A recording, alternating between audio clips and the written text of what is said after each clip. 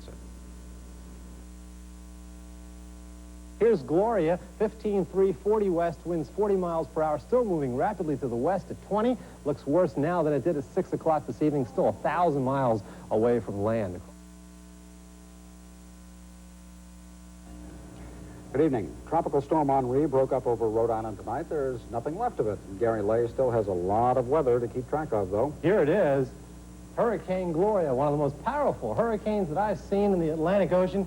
Winds up to 140 miles per hour. Well, we were down along the south coast this evening. Our photographer Bob Conrad shot some video of just what it looked like. Pretty much the normal. Henri with very light winds. Matter of fact, I called down to the lighthouse at Point Judith. They reported wind gusts up only 20, 25 miles per hour. We didn't have any heavy thunderstorms. Henri is gone. Now we watch Gloria. Area hardware stores have been stocking up all day on batteries and flashlights. It's pretty hectic. Everybody's buying batteries, flashlights, like I said, and preparing for the hurricane. Again, hoping that it doesn't come. Buying batteries and for our searchlights. We've got an extra shipment of bread coming in tonight. We've ordered more milk for tomorrow. And while some worry and prepare, still others take the news of Gloria in stride. It's just one of those things. The projected track that just came out at 6 o'clock this evening from the Hurricane Center takes the storm inland in the Carolinas, up through eastern Pennsylvania, and then racing off into Maine. So right now, things are looking pretty good for us, but we cannot let our guard down at this time. One would not believe a storm was on the way by looking at the activity or lack of it in the Westerly Beach area. While most people are just talking about the hurricane, some are afraid. I'm kind of scared. I've never been worried about it, not this much before. I'm sympathetic to that problem on those outer banks out there, and Ronnie, I guess, are they already moving people off, or does it help you if we would put a watch out there to get the people off? It would help us to put the watch up for the outer banks.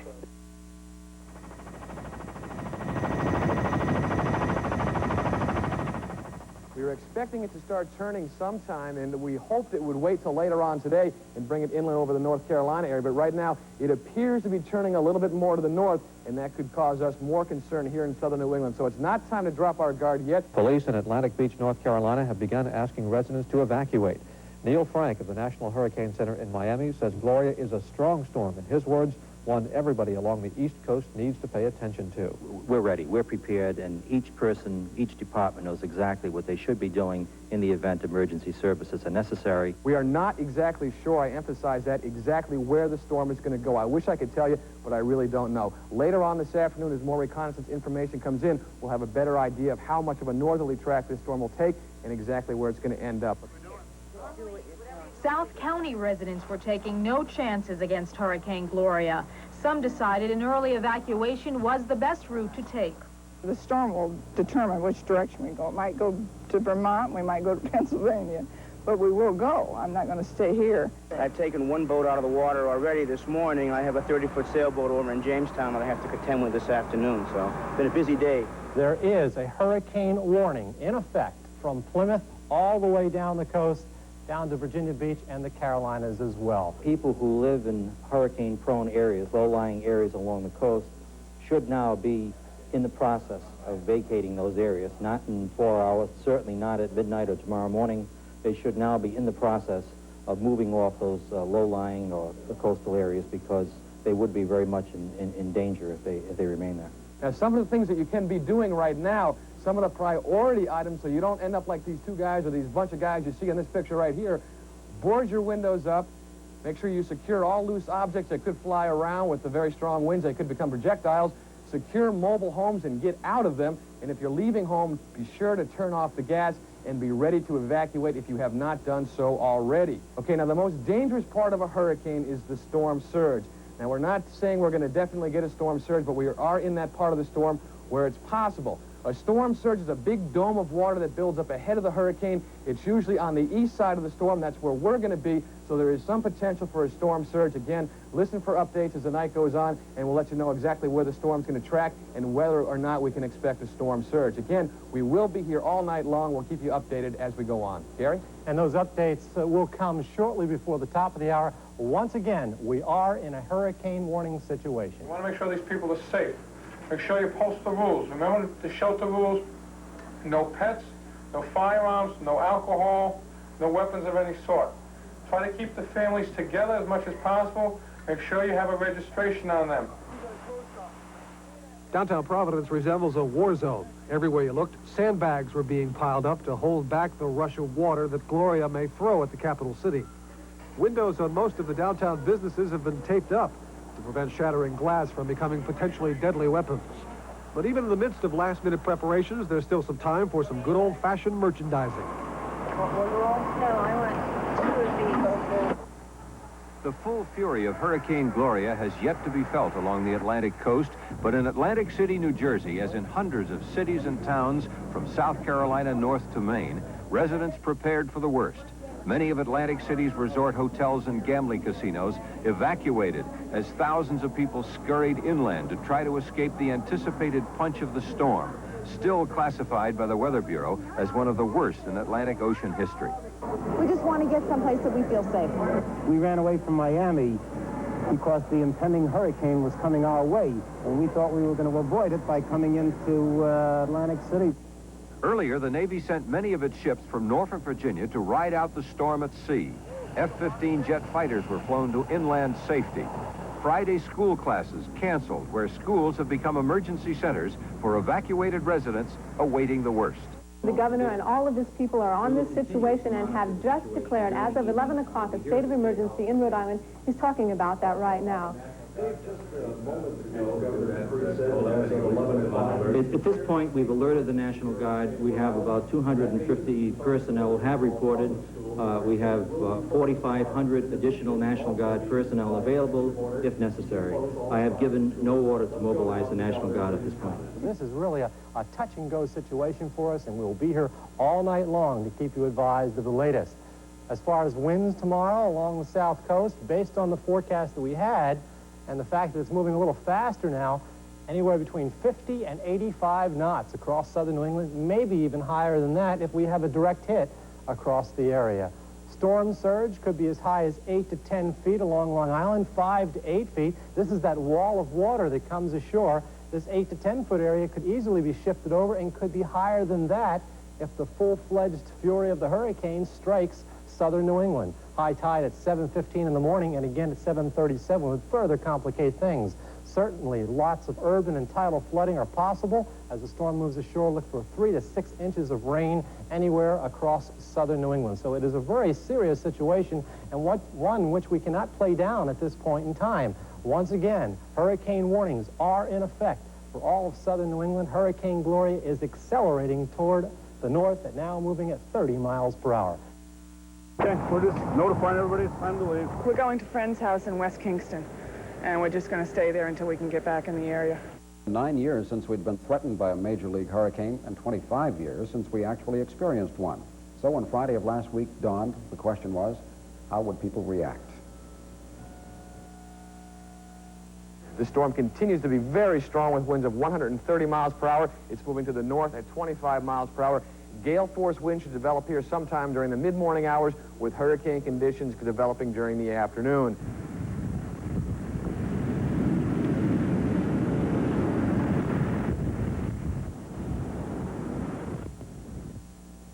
We're as ready as we possibly could be. Personnel have been here at the State House all evening. Okay, we're just notifying everybody it's time to leave. We're going to Friend's house in West Kingston, and we're just going to stay there until we can get back in the area.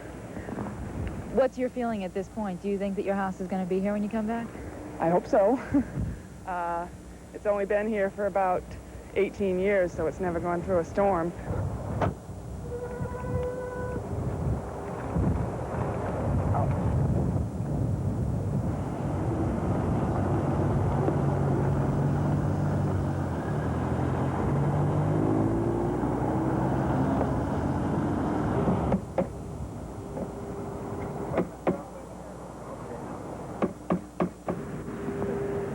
devastated.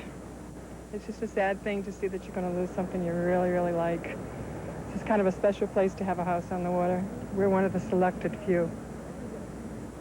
You figure definitely you're going to lose it. Well, they say it survived the Hurricane Carol in '54. It just got pushed back, so it's a pretty strong house made of oak. But who knows?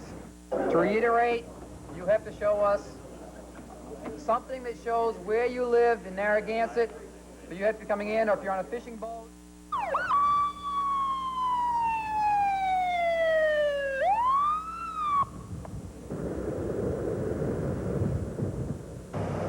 Have your attention, please. All residents of Monte Charles are urged to evacuate immediately.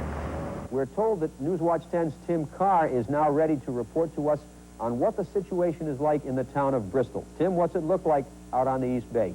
Frank, right now, parts of Bristol are being evacuated. It's very windy. There is no rain as of yet, but the water does seem to be getting high. We understand there's at least a 12-foot drop in some of these areas. So we're figuring there's a railroad track, an old railroad bed that runs through town.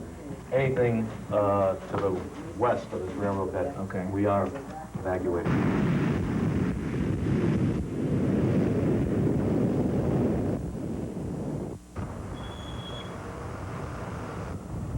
Won't be getting back in after the storm is over. We'll secure in the area and evacuate. Do I need a pass to get back in now? Yes, you will need a pass. We'll have to stop the Southeastern Police Station to get a pass. We'll do right now. All right. Have a nice day. Yeah, you too. Rhode Island has been under a state of emergency since late last night. Now Massachusetts has been declared a state of emergency. Governor Michael Dukakis doing that just a short time ago. Evacuations along the waterfront were started at about 11 this morning as Swansea Fire Department officials evacuated the entire Ocean Grove area. For some, moving day was a vaguely familiar experience. You've been in the house 1 week today? 1 week today. You moved in last Friday from Westport. Uh-huh. And we moved in last Friday evening. We spent the weekend setting up. And we've had just about 1 week here. Now it's time to move out again. That's life, I guess. Jim, I'll ask you the same question that I asked Diana Kelsch over in Mattoon. Is the evacuation process an orderly one up to now? It's very much so, Frank. Very orderly. No one seems to be panicking. Things are going along quite smoothly. Okay, thank you very much. Jim Terracani reporting to us from Narragansett. We'll be bringing you reports like this from our reporters on the scene at various locations. Some other information that we think you should know about. The Red Cross of Warwick is in need of volunteers, especially nurses and trained shelter managers, as evacuation becomes necessary in Warwick. Things aren't looking too good as far as the satellite scene is concerned. The storm now is centered about 75 miles south of Cape May, New Jersey. It is now moving very rapidly in our direction, and conditions should continue to deteriorate over the next several hours. At mid-morning, one could catch the last rays of sunlight before the storm. The surf at this time was moderate, and the flow of people to shelters was beginning to become steady. They found plenty of help there from volunteers who gave their time and their energy to make a gymnasium feel something like a home.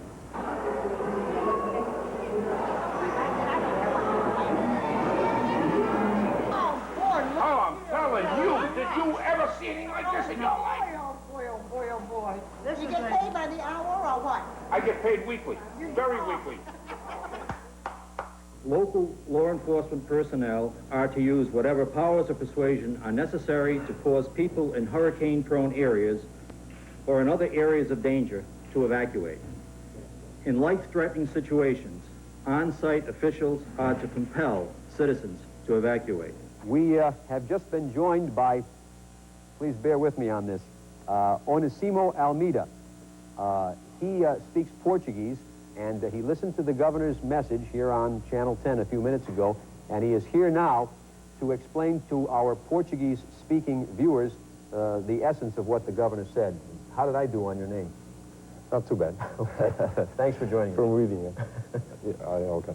Para os portugueses, Shelters as we have them, civil defense officials have been setting up emergency shelters all around the state with emphasis, of course, on coastal communities.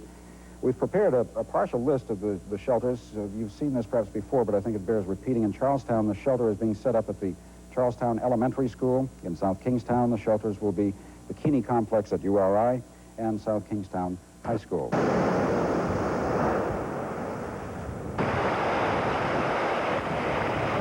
The highest winds still 130 miles per hour. I cannot overemphasize it is an incredibly strong wind. I may be a meteorologist for the next 30 years and never see a storm like this again.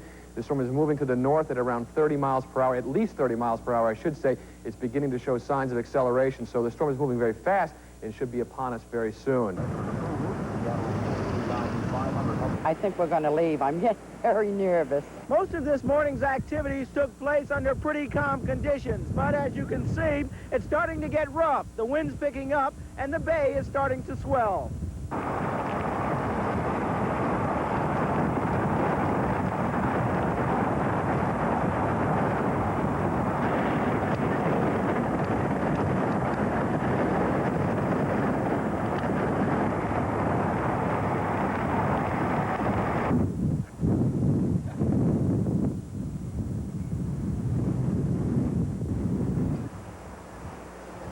We've got 800 troops that have been mobilized from various units throughout the state.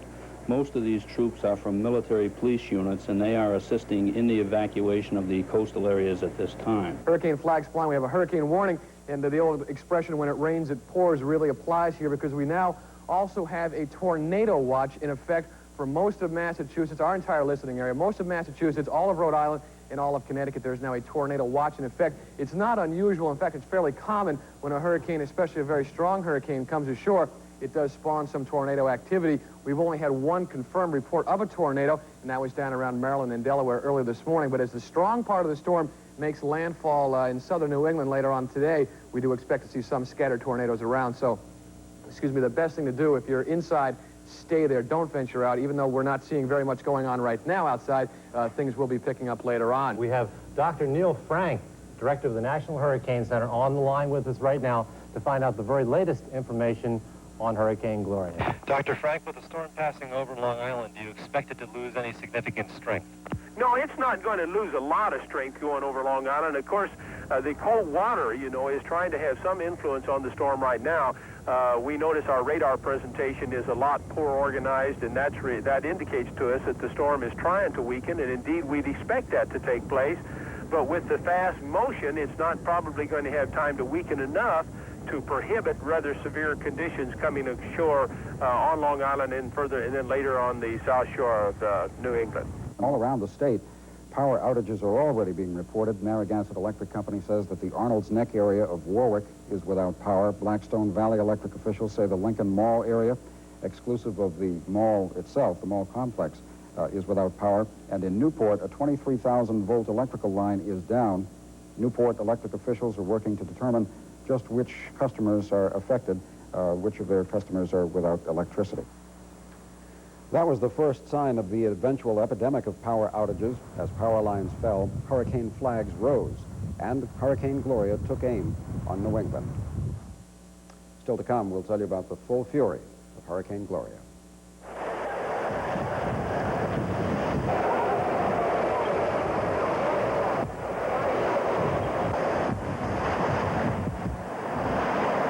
This is good. After all,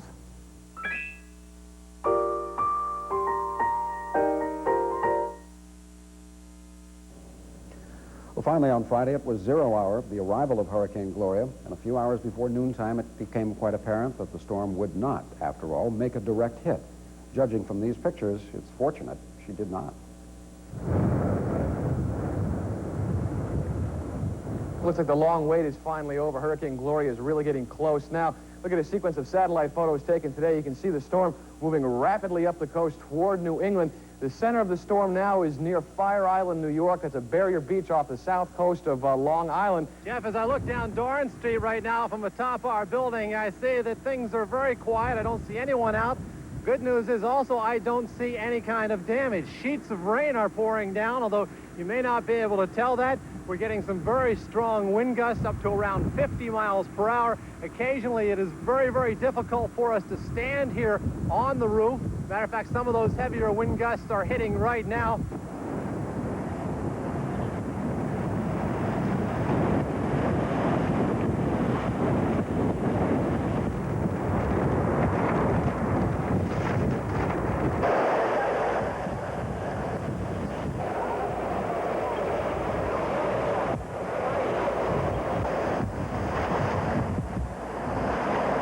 This is going to be a serious, serious storm. Maybe one of the most serious we've ever had and ever experienced, and it means, unfortunately, that there is going to be a lot of destruction and a lot of damage. Providence was one of the last areas in Rhode Island to feel the effects of Hurricane Gloria. As you can see now, though, it is obvious we are now feeling the effects, but earlier today it was quite a different story. The scene all began to change later in the morning as the storm got closer. Among other things, the decision was made to secure the city. Late this morning, Mayor Joseph Paolino told reporters that he's ordered workers at the barrier to stand by and be ready to close the hurricane barrier. Originally, there was word the barrier would be closed before noontime, but that apparently has not happened. The officials have been told to stand by and be prepared to close it. Paolino says that once the meter reaches level 4, the barrier will be closed. As you can see, it is now at 2. The level will increase with the incoming tide. Downtown is off limits. If you want to stay downtown, you need a special pass as of noontime. The rains and winds at this point are intensifying dramatically. In fact, just walking from the live truck, just about 100 feet to my point right now, I was almost blown off of my feet. Right on the ocean. Waves now about 5 to 10 feet high, and the winds are so fierce that it's difficult, if not impossible, to actually stand outside in an open area. Flooding is reported in several areas around here, including in Musquanaquit and Matunic near the Carpenter's Beach area. Here at Watch Hill, the ocean has already moved inland. That's inland about 50 to 100 feet, covering most of the area beaches. Some 6,000 people have been evacuated from the South Kingstown Westerly area. Shelters are set up at area high schools in Westerly and Charleston, and of course at URI, where a majority of people are going. Where I am right now is at the Sisters of St. Joseph's Castle by the sea. We have just lost power here. The wind is whistling very heavily outside, and so the police are coming by once again trying to force people to evacuate, although they have already said that that is mandatory at this time.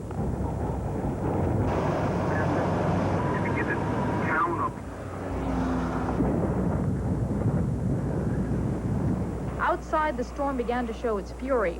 Commander John Mulhern of the Warwick Police Department took us on a tour of the water's edge at Oakland Beach.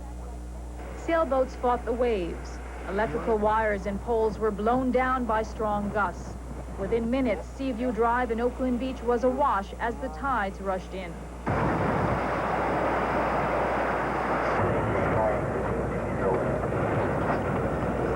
want all our guys to stay in their cars now. No more out on the street. I don't want them getting hurt. Get them into a separate location. Pardon? Get them into a separate location. Let's keep them separated like we have them. It's already up. Wow, look at it here. I don't believe it.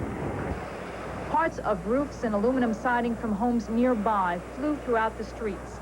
During a routine cruise through the neighborhood, Warwick police found a man who refused to leave his home as the tide came closer to it.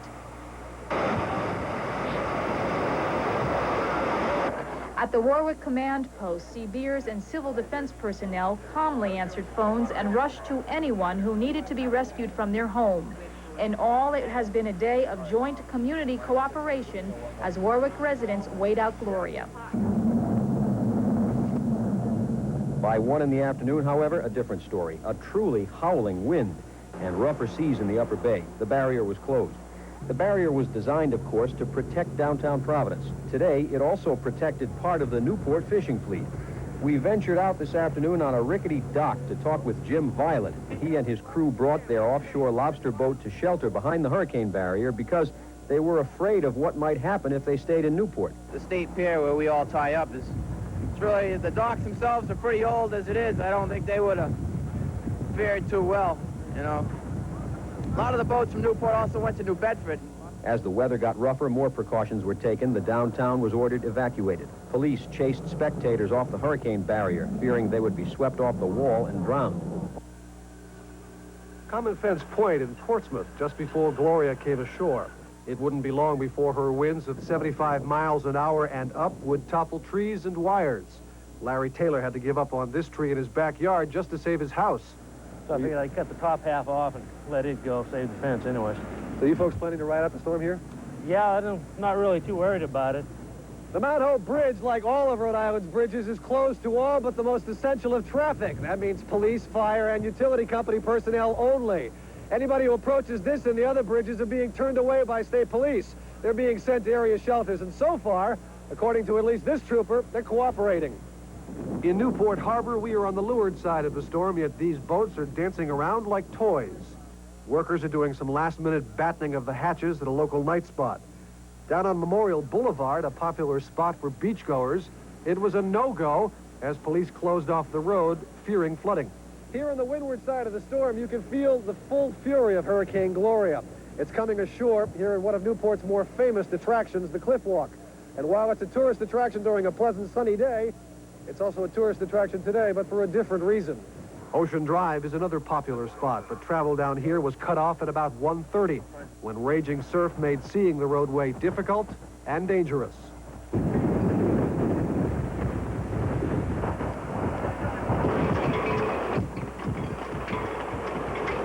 The Wharf Tavern in Warren lost part of its roof to the winds as the waves began to come ashore. These people tried in vain to save their boats, which broke loose in Barrington, and the water continued to rise.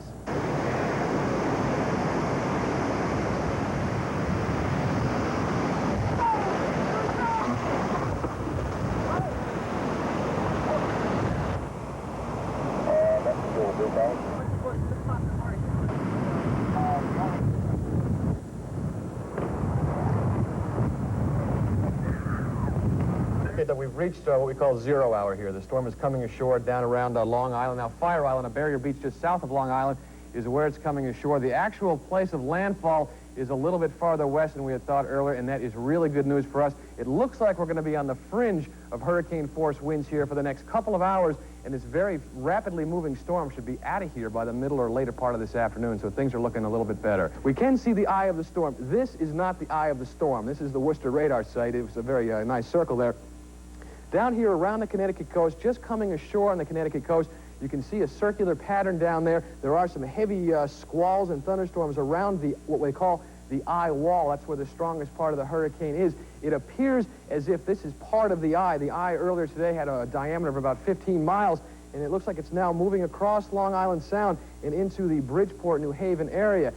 This is a good sign for us. It means the storm is tracking farther to the west, and as I mentioned earlier, the width of hurricane force winds about 100 miles out from the center. We're more than 100 miles away from here, so it looks like, again, the winds that are around right now for the next hour or so, that's going to be about it. Things will start easing off a little bit, so keep your fingers crossed. We're not out of the woods yet, but things are looking considerably better than they did at the darkest moment this morning. Along the south end of New Bedford, there was a different type of problem. The Bristol County Sheriff's Department was kept very busy, keeping partiers from the beach areas. You have to remove yourself from the beach area. You have to remove yourself from the beach area. Route 6 in Fairhaven was closed when this boat crashed into the New Bedford-Fairhaven Bridge, bringing down power lines. Other boats hit the Pope's Island Marina Wall, also in Fairhaven. And in Padenarum Harbor in South Dartmouth, this bridge was closed, flooded over since early afternoon. Several luxury yachts rested against it. Piers were also underwater. Inside New Bedford Harbor, things were just slightly better. A luxury cruise liner forced in by the storm docked at one side of State Pier. At the other side of State Pier, crew members of the Coast Guard cutter Vigilant kept watch over the scene.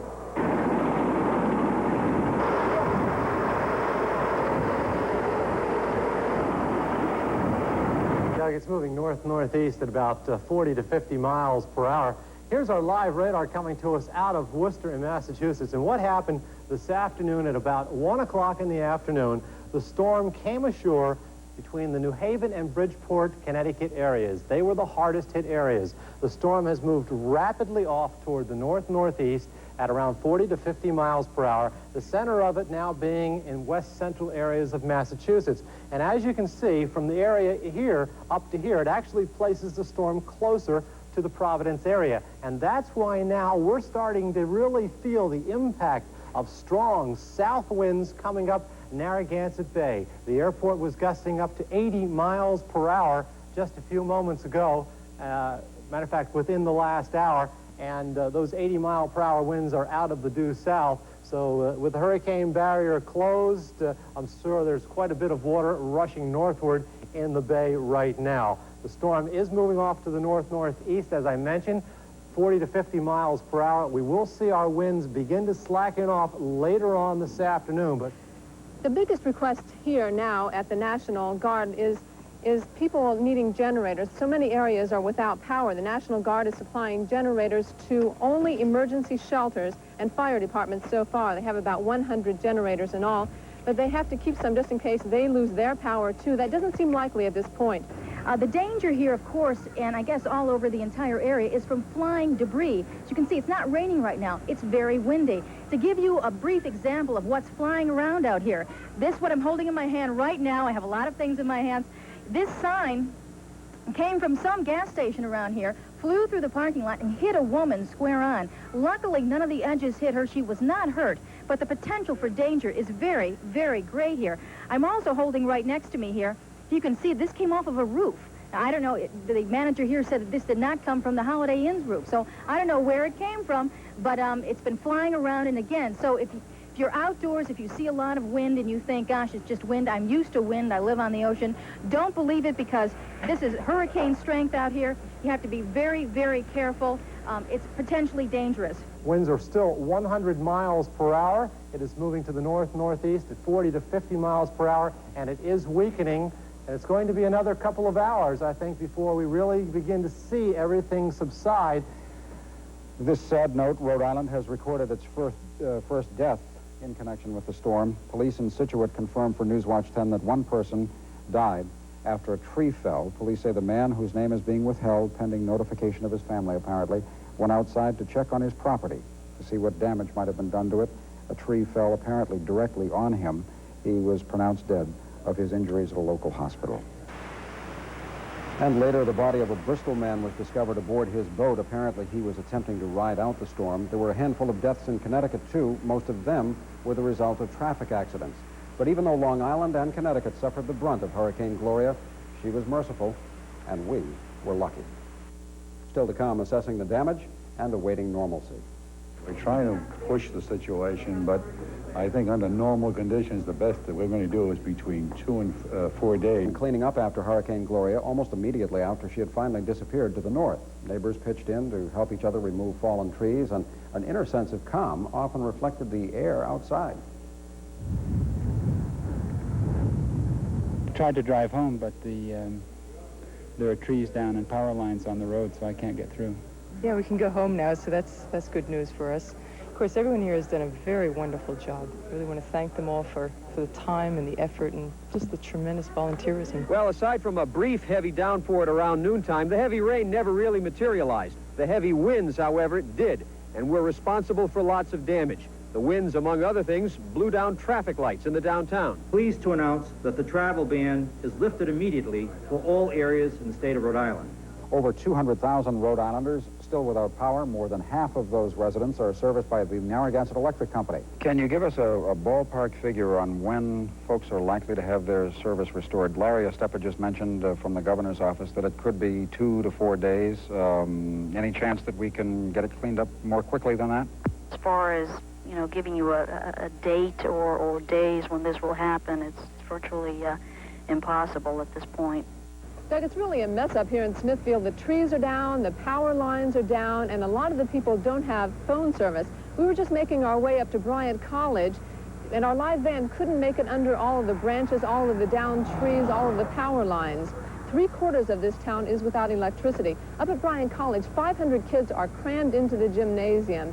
A lot of their windows were broken out in their dormitories, and they are without power. We're trying to push the situation, but I think under normal conditions, the best that we're going to do is between 2 and 4 days, that the majority of these power companies are going to be able to remove the debris and get the power back to those places that really need it. Tonight, city officials estimate as much as 65% of Providence residents may be without electricity. The city is trying to hire as many tow trucks as possible to try and help remove the trees blocking roadways. Trees slammed onto roofs, cars, and onto the roads. Some of the trees brought down power lines. Just took the wires down with it and the electricity went right off. But the phones are still working. So when we called in the power, they've been down, they checked it, but they probably have other things to do. Just a few moments ago, actually now about a half hour ago, we think we saw the sun. We think we did. Actually, all you have to do is look at the smiles on the people's faces, guests here at the Holiday Inn, to realize that the worst at this point is over. Gloria's a pussycat compared to the 1938 hurricane. The serious damage in this area was confined to the harbor, pretty much. The roof of the old Public Works building at Long Wharf was blown off. Sailboats were tossed about, dragged off their moorings, and in some cases, slammed into seawalls. And for developers of this project across the street from Newport High, it's back to the drawing board. Gloria's gusts lifted the roof right off its foundation. But for the most part, Newport and Aquidneck Island was spared, with the exception of downed wires and uprooted trees.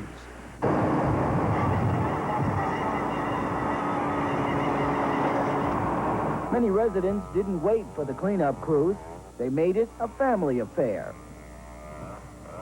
And for the residents who were evacuated this morning, it was finally time to go home. Most to dark homes without electricity. But at least their houses had 4 walls. By late afternoon, residents began returning to their homes in the Oakland Beach section of Warwick. Your house fared okay. Yeah, no problems here. No problems here. Just get the tree in the backyard broken. It's got to come down, but it's no damage to the house. The fierce winds had uprooted trees in several areas, ripping off parts of roofs. And in Warwick, by far, the worst of the damage could be seen here at the Masthead Marina. By early evening, boat owners started arriving, some to see their craft underwater, others to estimate how severe the damage actually was. And so it's on its side now, sunk, and hopefully we'll get out of the water this weekend. Are you insured? Yeah, thank God the premium's paid, and we hope to make a quick settlement for it. The Apponaug Harbor Marina was not as badly hit. We're all right. Much better than I anticipated, really. How many boats would you say damaged here? 25 or 30, probably. Out of how many? 200. What's the severity of the damage? Mostly cosmetic. 99% cosmetic. After the worst had passed, tired Warwick residents stood proud and celebrated their victory against Mother Nature. On Fire Island late this afternoon, the swollen surf pounded the shoreline, carving chunks out of the dwindling beach. Meanwhile, residents of the battered sandbar made their way back home. We're fine. I wanted to come home. I couldn't wait to get home. Make sure the house was still here and everything. I can't even begin to tell you how good it feels to come home and to find a home. And in central Islip, Long Island, tree surgeons sawed through boughs blown down by Gloria. The tree limbs toppled phone lines and power lines, cutting off electricity to approximately 500,000 Long Island lighting customers. Every block is different. You can get down one block and there's nothing. You get down another block and you can't even get through. Okay. The devastation is pretty good. The clear skies and oceanside sunset gave little indication of the fury that had happened here in Connecticut only a few hours before. But now, it was time to go back. We should consider ourselves fortunate because it could have been a lot worse. Any idea how many people are without power? I have no ideas right now. I've been out all day and we're just plugging away one by one.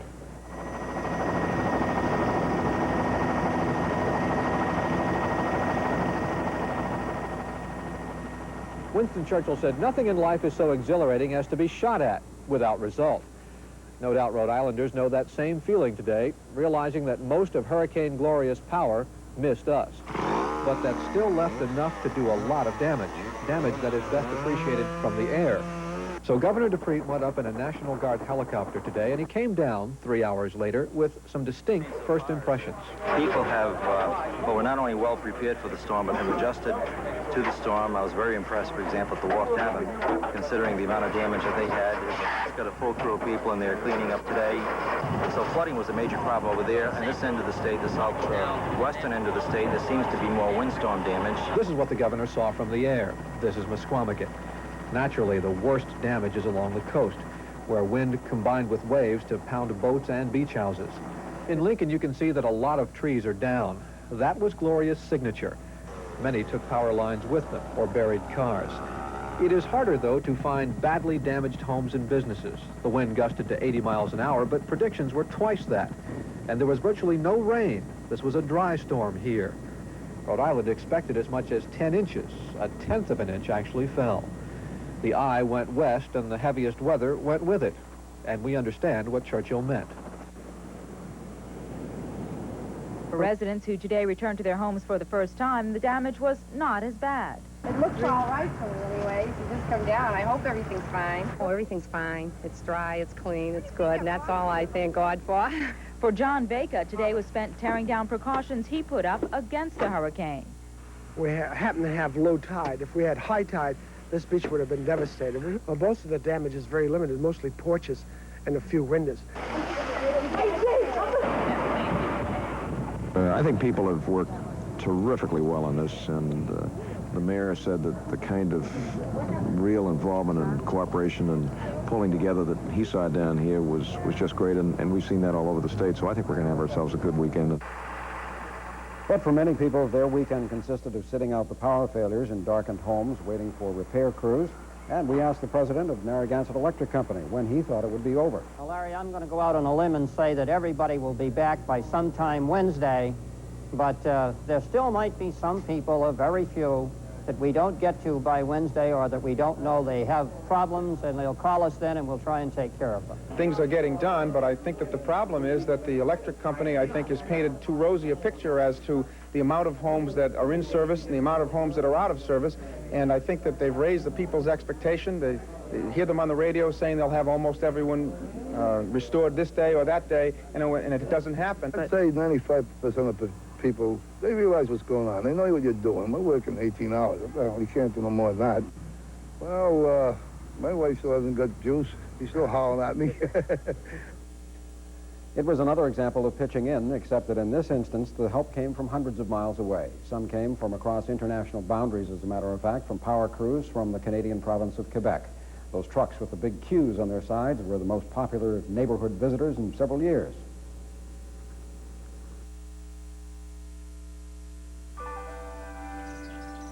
Despite the obvious damage from Hurricane Gloria, many people are now grumbling that we cried wolf in the days leading up to the hurricane's arrival. A lot of young kids are saying, what a wimp of a storm. A lot of long-time New England residents are saying, yeah, but you should have seen the one back in 1938. Gary, did we blow it out of proportion, or is it, especially for you weather people, one of those no-win situations? Well, it could be one of those no-win situations, Doug. Certainly, with a storm of this magnitude, I don't think we cried wolf. I think the fact that the storm moved a little further to our west, the fact that it struck at low tide, were major impacting factors. But I just don't see how you can cry wolf about a hurricane that has 170-mile-an-hour wind gusts, 150-mile-an-hour sustained winds. It's 1,100 miles to the south of us. It's moving up the East Coast. We expect to see it moving up the East Coast because of steering currents coming in that direction.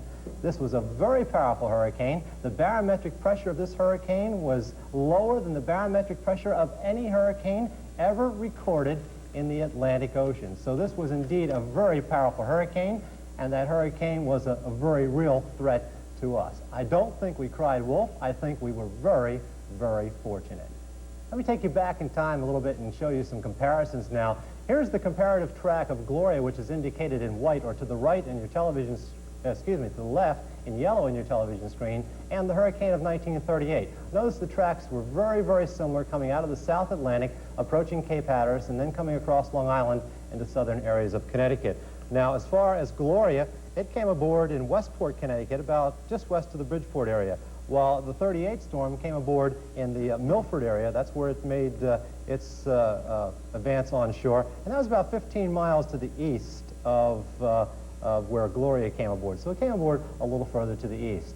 Here's the Gloria forecast tracks that came out of the National Hurricane Center. These are all the forecast tracks for Thursday, again indicated in yellow, or the left-hand side of your television screen, from 6 a.m. Thursday to noon to 6 p.m. Thursday. Notice the track taking the storm into Pennsylvania, while on Friday those tracks indicated a more easterly track up through Connecticut and through Long Island. Now, if we kind of home in on the area and look at the forecast envelopes at 8 o'clock Friday, what do I mean? We'll take all those forecasts from Thursday and put in the 8 p.m. Friday position that was forecast, and you find the area in T, that yellow circle that you see in the southern Hudson Valley. That's where the storm was supposed to be at 8 o'clock on Thursday. The white further to the east indicates the forecast on Friday. Notice it's more egg-shaped, indicating the accelerating fact that the storm was beginning to take on at this point in time. Now, the red dot in Massachusetts indicates where the storm ended up at 4 o'clock. If the storm had been forecast accurately as far as speed, it would have come aboard in southern New England at approximately high tide. Storm surges along southern Long Island were 6 to 8 feet, about 4 feet at Point Judith.